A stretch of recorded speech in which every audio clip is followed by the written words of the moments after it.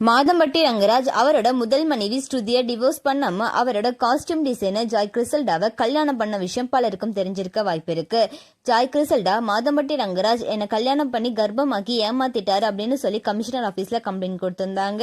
And அது மட்டும் இல்லாம அவரோட முதல் மனைவி ஸ்ருதி கூட டிஜிஸ்னல் செப்பரேஷன்ல இருக்கிறதா சொல்லி தான் என்னை நம்ப வச்சு கல்யாணம் பண்ணி இப்ப விட்டுட்டு போயிட்டாரு அப்படின்னு சொல்லியிருக்காங்க. அவர் தான் என் குழந்தைக்கு அப்பா, அதுக்காக நான் எந்த எல்லைக்கு வேணாலும் போவேன் அப்படின்னு சொல்லியிருந்தாங்க. இந்த நிலையில மாதம்பட்டி ரங்கராஜும் ஜாய் கிறிசல்டானால எனக்கு 12 கோடி ரூபாய் நஷ்டம் அப்படின்னு சொல்லி மான நஷ்ட வழக்கு போட்டிருந்தாங்க.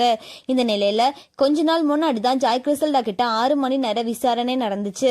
அதுக்கப்புறமா போலீசார் மாதம்பட்டி ரங்கராஜ் கிட்ட விசாரணை நடத்தணும் அப்படின்னு சொல்லியிருந்தாங்க.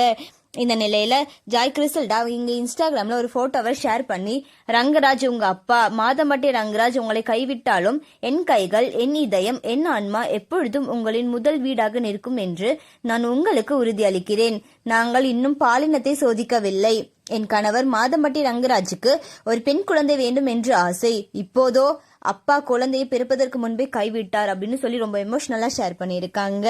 மாதம்பட்டி ரங்கராஜ் ஜாய் கிறிசல்டாவை இப்படி ஏமாத்தினதை பத்தி நீங்க என்ன நினைக்கிறீங்க அப்படின்னு சொல்லி கமெண்ட்ல சொல்லுங்க. அண்ட் இந்த மாதிரியான அப்டேட்ஸ்க்கு நம்மளோட சேனலை சப்ஸ்கிரைப் பண்ணிக்கோங்க.